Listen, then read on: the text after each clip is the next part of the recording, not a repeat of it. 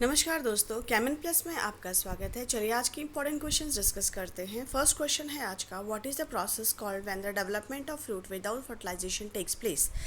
तो without fertilisation जो भी फ्रूट का डेवलपमेंट होता है उसे पार्थिनोकार्पी कहते हैं। ठीक है, इसमें क्या होता है कि अनफर्टिलाइज्ड फ्रूट से सीड बनता है और इस प्रोसेस को पार्थिनोकार्पी कहते हैं। ठीक है, what is the use of dynamo generate. Dynamo मतलब जनरेटर का क्या यूज़ है। जनरेटर आपने देखा होगा, जब कोई भी फंक्शंस होते हैं तो हम क्या करते हैं, लाइट अंधेरा ना हो इसलिए जनरेटर लगाते हैं। तो ये कह रहा है कि उस जनरेटर को हम क्यों लगा रहे हैं, सोचिए और उसका आंसर अपने आप मिल जाएगा। अगर हम इसको क्रैम करेंगे ना तो ये कभी भी लर्न नहीं होंगे हमको। हम जनरेटर इसलिए लगाते हैं ना ताकि हमको लाइट मिले, और लाइट कब मिलती है, जब हम उसके अंदर कोई फ्यूल डालते हैं, है ना, तभी तो हमें मिलती है।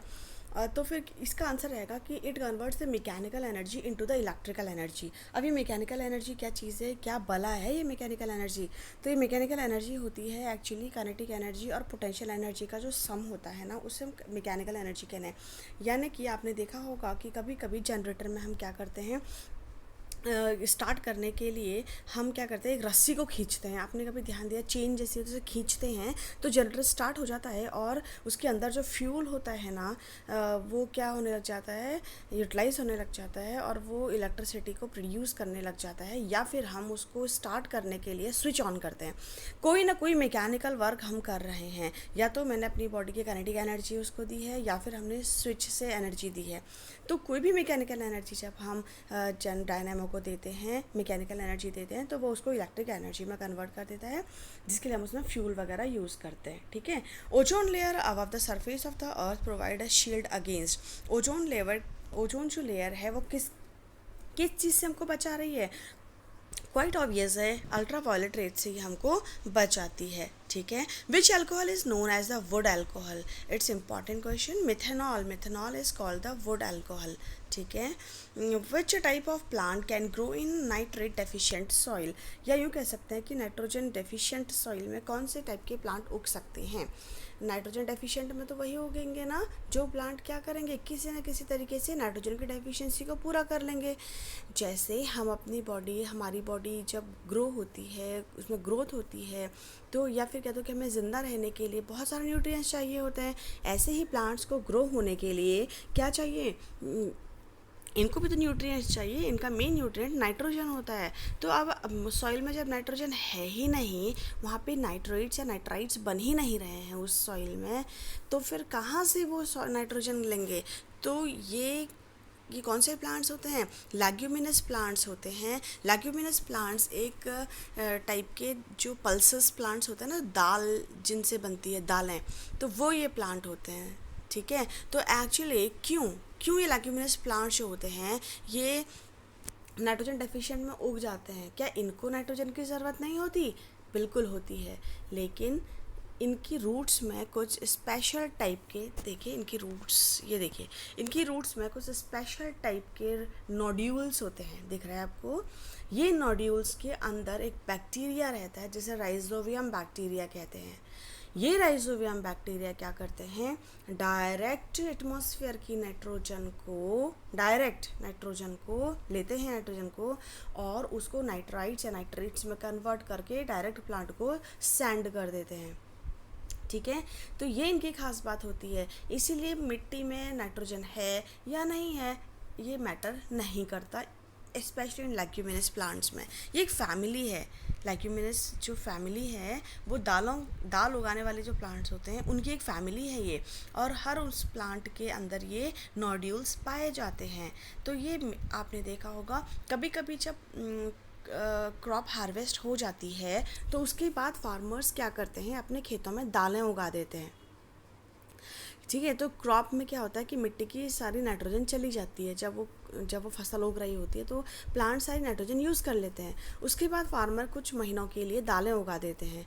तो ये दालें उगाने का कारण ये है कि उसमें जो नाइट्रोजन की डेफिशिएंसी हो चुकी थी ना, वो ये जो प्लांट है, लेग्यूमिनस प्लांट्स हैं, ये उगकर नाइट्रोजन फिर से भर देते हैं। मतलब ये राइजोबियम बैक्टीरिया जो है ये डायरेक्ट नाइट्रोजन लेके नाइट्राइट्स बना देते हैं और प्लांट्स को दे देते हैं, और कुछ सॉइल में भी वो चली जाती है। तो इस तरीके से जो सॉइल होती है फिर क्या हो जाती है, नाइट्रोजन रिच हो जाती है। ठीक है, इसके अलावा एक टाइप के प्लांट और हैं, फ्रेंड्स, जो कि नाइट्रोजन डेफिशिएंट सॉइल में उगते हैं। क्या आप इमेजिन कर पा रहे हैं या सोच पा रहे हैं कि वो कौन से प्लांट्स होते हैं? वो होते हैं इंसेक्टिवोरस प्लांट्स। अब प्लांट कहीं इंसेक्ट्स को खाते हैं? बट खाते हैं, आपको भी पता है, सबको पता है। क्यों खा रहे हैं? क्योंकि वो नाइट्रोजन डेफिशिएंट सॉइल में उग रहे हैं। तो फिर वो क्या करते हैं, अब उनके तो रूट्स में नहीं है ना ये नोड्यूल्स, क्योंकि वो दालों यानी कि लेग्यूमिनस प्लांट नहीं है, यानी कि वो दाल उगाने वाले प्लांट्स नहीं हैं। तो वो जो प्लांट्स हैं वो इंसेक्ट्स खाकर अपनी नाइट्रोजन की डेफिशिएंसी को पूरा करते हैं। जैसे वीनस फ्लाई ट्रैप है ना, ये नाम सुने होंगे आपने। तो ये सब प्लांट जो है ये नाइट्रोजन डेफिशिएंट सॉइल में उगते हैं। What are the charge on beta rays? Beta rays negatively charge होते हैं। इसके अलावा ये क्या हैं, इलेक्ट्रॉन्स ही हैं एक तरीके से। हम कह सकते हैं कि they are the stream of moving electron, they are stream of negatively charge होते हैं और stream of negative moving electrons होते हैं। स्ट्रीम ऑफ मूविंग इलेक्ट्रॉन्स, अगर हम इनको इलेक्ट्रॉन कह रहे हैं तो ऑब्वियसली नेगेटिव चार्ज होंगे। ठीक है, नेक्स्ट है what are these substances called which loses the electrical resistance completely at super low temperature? कुछ ऐसे सब्सटेंसेस होते हैं जिनको बहुत ठंडा करने पर वो क्या करते हैं, सुपर कंडक्टर्स बन जाते हैं। सुपर कंडक्टर क्या होते हैं, ये ऐसे सब्सटेंसेस होते हैं जिनको बहुत ठंडा करने पर इनके अंदर जो इलेक्ट्रॉन्स फ्लो होते हैं ना, उनकी रेसिस्टेंस बिल्कुल ख़त्म हो जाती है।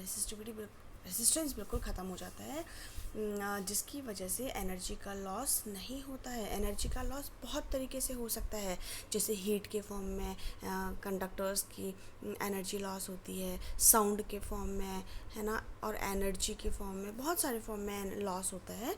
तो ये सुपर कंडक्टर्स में ये सब लॉस नहीं होते हैं। और बट ऐसी कंडीशन के लिए इसका टेम्परेचर बहुत ही कम होना चाहिए, यानी कि क्रिटिकल टेम्परेचर होना चाहिए। ठीक है, अब ये क्रिटिकल टेम्परेचर होता क्या है, एक तरीके से कह सकते हैं कि ये एक हाईएस्ट पॉसिबल टेम्परेचर होता है जिस पर सब्सटेंस क्या होता है, लिक्विड फॉर्म में एग्जिस्ट करता है। या यूँ कह सकते हैं कि इसके ऊपर अगर आप चले गए तो वो लिक्विड स्टेट में क्या होगा, एग्जिस्ट नहीं करेगा। ऊपर चले गए इसके अगर इस टेम्परेचर के ऊपर, यानी कि लोवेस्ट पॉसिबल टेम्परेचर होती है, हाईएस्ट पॉसिबल टेम्परेचर होती है जिस पर कोई भी सब्सटेंस क्या होता है, can exist as a liquid. ठीक है, और इस समय ये रेसिस्टेंस बिल्कुल ख़त्म हो जाता है। और रेसिस्टेंस होता क्या है, रेसिस्टेंस होता है जब किसी कंडक्टर में इलेक्ट्रॉन्स फ्लो होते हैं ना, तो वो रास्ते में टकराते हैं, प्रोटॉन्स से टकराते हैं। ठीक है, और जब टकराते हैं अदर या इलेक्ट्रॉन से टकरा गया, प्रोटॉन से टकरा गया, तो टकराने से क्या होता है, उनकी स्पीड क्या हो जाती है, थोड़ी कम हो जाती है। और थोड़ी सी कम हो जाएगी तो उसको हम कहते हैं रेसिस्टेंस।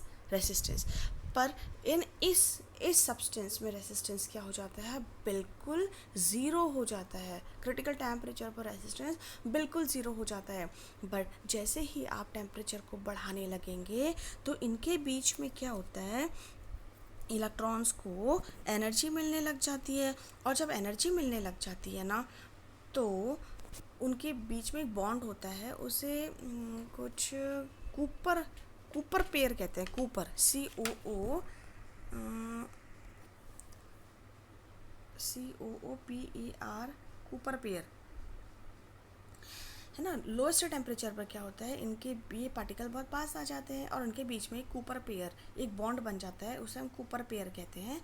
तो ये बॉन्ड से ये क्या करते हैं, आपस में जुड़ जाते हैं। लेकिन जैसे आप इनको टेम्परेचर पास कराते हो तो ये कूपर पेयर टूट जाते हैं, यानी कि इलेक्ट्रॉन्स को एनर्जी मिलती है और ये कूपर पेयर टूट जाते हैं और फिर से ये रेसिस्टेंस स्टार्ट कर देते हैं। इलेक्ट्रॉन दूर दूर हो जाते हैं और फिर उनमें रेसिस्टेंस स्टार्ट हो जाता है।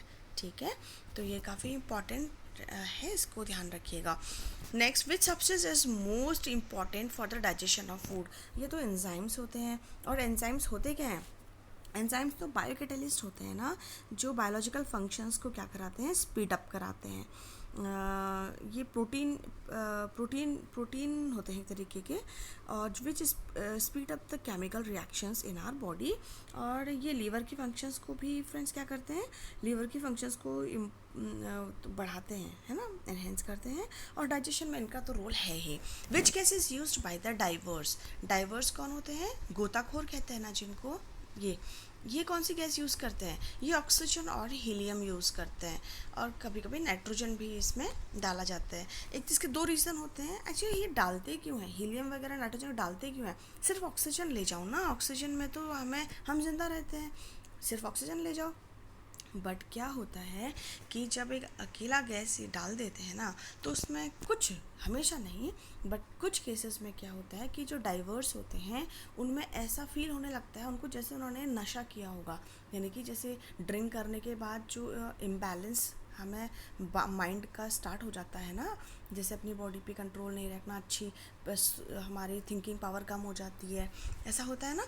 तो वो केस ना हो, इस तरह की स्टेज ना आए, इसके लिए क्या करते हैं, ऑक्सीजन के साथ हीलियम को डाला जाता है। और हीलियम क्या करता है, ये सबसे बड़ी बात है, ये ब्लड में डिज़ोल्व भी नहीं होता है। ऑक्सीजन तो हो जाता है ना, ऑक्सी हीमोग्लोबिन बनाता है, हीलियम डिज़ोल्व नहीं होता और हमें उस स्टेज से बाहर निकालता है, और अच्छी थिंकिंग कैपेसिटी हमारी बढ़ती है पानी के अंदर। वहाँ भी तो हमें सोचना पड़ता है ना, अब क्या करना है, अब क्या करना है, तो वो हीलियम की वजह से ही होता है। वो डिज़ोल्व नहीं होता ब्लड में और हमारी थिंकिंग कैपेसिटी को बढ़ाता है। वो ड्रंकननेस, मतलब क्या कह सकते हैं उसको, ड्रंकननेस टाइप की स्टेज नहीं आती है हीलियम की वजह से। और अगर नाइट्रोजन भी मिला देते हैं तो मतलब ये एक तो ये रीज़न है। दूसरा रीज़न ये है कि ताकि जो ये ब्रीदिंग हो रही है ना, अभी हम जो ब्रीदिंग कर रहे हैं ना एटमॉस्फेयर में, उसमें सारी गैसेस का मिक्सचर है, तो हम कंफर्टेबल हैं बहुत इनहेल करने के लिए। तो वैसे ही ये कोशिश की जाती है कि पानी के अंदर भी उनको यही वाला माहौल दिया जाए, यही वाला मिक्सचर दिया जाए गैसेस का, ताकि उनको वहाँ भी ऐसा लगे कि बिल्कुल वो एटमॉस्फेयर में ही रह रहे हैं। ठीक है, तो दो रीज़न है, ऑक्सीजन, हीलियम, नाइट्रोजन ये सब मिलाने के। क्या रीज़न है? एक तो ड्रंकननेस वाली जो स्टेज है उस प्रॉपर्टी है, या फिर कह सकते हैं कि जो भी वो प्रॉब्लम है उससे निकलने के लिए हीलियम डालते हैं। और दूसरा, उनको एक अच्छा गैसेस मिक्सचर मिले और वो अच्छे से उसको ब्रीथ कर पाए, ना कोई दिक्कत ना आए। ठीक है, चलिए आगे बढ़ते हैं। Amalgam is alloy of which metal. Amalgam जो है वो मरकरी का एलॉय होता है। ठीक है, मरकरी का एलॉय होता है ये। नेक्स्ट है, व्हाट इज कैल्प। कैल्प जो होता है ना, ये लार्ज ब्राउन एल्गीज का ग्रुप होता है। It is group of large brown algae और seaweed that fall in the brown algae. कुछ ऐसे सीवीड जो ब्राउन एल्गी के अंदर आते हैं। They are rich in iodine. ये इनमें आयोडीन की ऑब्वियस है कि सीवीड जितने भी होंगे वो रिच इन आयोडीन होते हैं ना। और grow in cold places and nutrient rich water. और जहाँ पे ज़्यादा न्यूट्रिएंट होंगे वहाँ पर ये ग्रो होंगे। देखिए इस तरीके से ही होंगे ब्राउन एल्गीज। तो फ्रेंड्स आज के लिए इतना ही। कल मैं फिर इम्पॉर्टेंट एंड नॉलेजेबल क्वेश्चंस लेके आऊँगी आपके लिए। तब तक आप खुश रहिए, पढ़ते रहिए, मस्त रहिए। Good bye.